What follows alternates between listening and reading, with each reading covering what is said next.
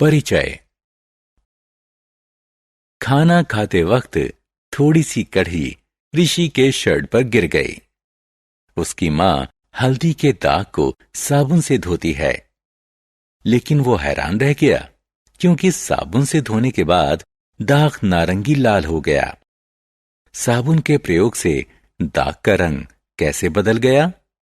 आइए इस पाठ में जानें कि रंग बदलने का कारण क्या था। उद्देश्य। इस पाठ के अंत में आप निम्न करने में सक्षम हो जाएंगे: सूचकों और उनके प्रकार के बारे में बताना, सूचकों के प्रकार बताना, उदासीनीकरण को परिभाषित करना। सूचक। छात्रों, आप यह कैसे जानेंगे कि एक फल अम्लीय है या क्षारकीय? घर पर एक साधारण सूचक विलयन बनाकर आप किसी पदार्थ की अम्लीय या क्षारकीय प्रकृति का आसानी से परीक्षण कर सकते हैं। आपको एक बीकर, बर्नर, गुलहड़ की पंखुड़ी, शीशे का एक साफ गिलास, 3 छोटे गिलास, नींबू का रस, साबुन का विलयन और आसुत जल की जरूरत होगी। बीकर में थोड़ा आसुत जल डालें और स्टोव पर इसे गर्म करें। पानी के गुनगुना होने तक गर्म करें। अब इस गुनगुने पानी में गुड़हल की पंखुड़ी डालें। इस मिश्रण को पानी के रंगीन हो जाने तक रखें। इस बैंगनी लाल पानी को चाय की छलनी से छान लें। यह बैंगनी लाल विलयन आपका सूचक है। इसके बाद इस सूचक की थोड़ी मात्रा को 3 छोटे गिलासों में लें। पहले गिलास में नींबू का रस डालें, दूसरे में पानी डालें और तीसरे में साबुन का विलयन डालें। आपने क्या देखा? आप देख सकते हैं कि पहले गिलास में विलयन का रंग गाढ़ा गुलाबी हो गया है। नींबू के रस की प्रकृति अम्लीय होती है, इसलिए सूचक के रंग में परिवर्तन हुआ। आप देख सकते हैं कि दूसरे गिलास में विलयन का रंग अपरिवर्तित है। ऐसा क्यों? क्योंकि जल की प्रकृति उदासीन है। तीसरे गिलास के विलयन का रंग हरा हो गया है। अतः हम ये निष्कर्ष निकाल सकते हैं कि गुड़हल से प्राप्त सूचक अम्ल की उपस्थिति में गहरा गुलाबी और क्षारक की उपस्थिति में हरा हो जाता है। किसी वांछित खाद्य पदार्थ पर हम इस सूचक की बूंदों को डालकर जान सकते हैं कि वह अम्ल है या क्षारक है।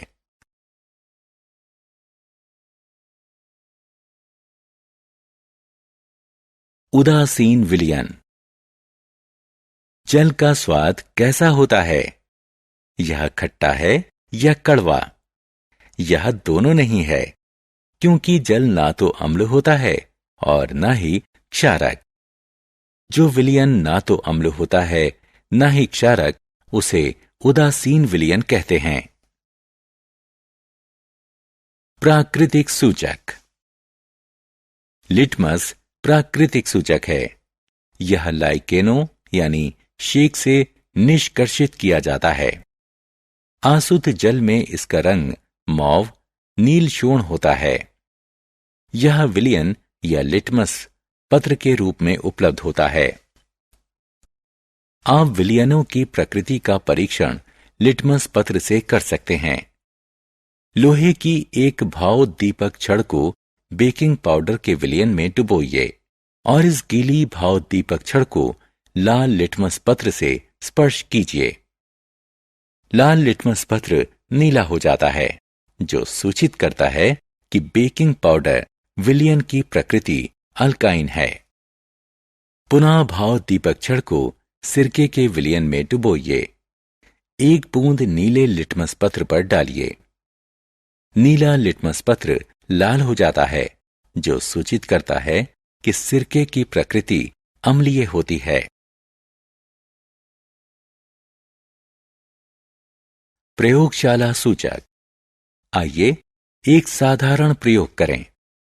बीकर में थोड़ा हाइड्रोक्लोरिक अम्ल लें। इसमें फिनाल्फथेलिन मिलाओ। अब इस विलयन में बूंद बूंद सोडियम हाइड्रोक्साइड मिलाइए और हिलाते रहिए। थोड़ी देर बाद विलयन का रंग धीरे धीरे गुलाबी होने लगता है। हम थोड़ा सोडियम हाइड्रोक्साइड अम्ल मिलाते हैं तो गुलाबी रंग और चमकदार हो जाता है। अब एक बूंद हाइड्रोक्लोरिक अम्ल मिलाने पर यह विलयन पुनः रंगहीन हो जाता है। अतः अल्काइन विलयन में फिनाल्फथेलिन गुलाबी दिखता है और अम्लीय विलयन में यह रंगहीन दिखता है। उदासीनीकरण अभिक्रिया। आइए उदासीनीकरण अभिक्रिया को एक गतिविधि की सहायता से समझते हैं। वांछित सामग्री है 1 टुकड़ा खड़िया यानी चौक, सिरका और टेस्ट ट्यूब। टेस्ट ट्यूब में पिसा हुआ चौक डालिए, इसमें सिरका मिलाइए। देखिए क्या होता है। खड़िया सिरके के संग अभिक्रिया करता है।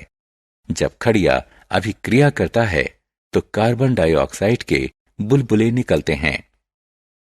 खड़िया कैल्शियम कार्बोनेट CaCO3 होता है। सिरके में एसिटिक अम्ल होता है। जब वे अभिक्रिया करते हैं तो कार्बन डाइऑक्साइड, जल और कैल्शियम एसिटेट बनते हैं। सारांश। आइए हमने जो कुछ सीखा है उसे संक्षेप में दोहराएं। सूचक एक ऐसे पदार्थ के रूप में परिभाषित किया गया है जो पदार्थों के रंग की प्रकृति में परिवर्तन के माध्यम से परीक्षण करता है कि वह पदार्थ अम्ल है या क्षारक है। वह विलयन जो किसी सूचक के रंग में परिवर्तन नहीं करता है उसे उदासीन विलयन कहते हैं। वे ना तो अम्लीय होते हैं ना ही क्षारकीय। जो सूचक प्रकृति में पाए जाते हैं उन्हें प्राकृतिक सूचक कहते हैं। लिटमस प्राकृतिक सूचक का एक उदाहरण है जिसका व्यापक प्रयोग किया जाता है।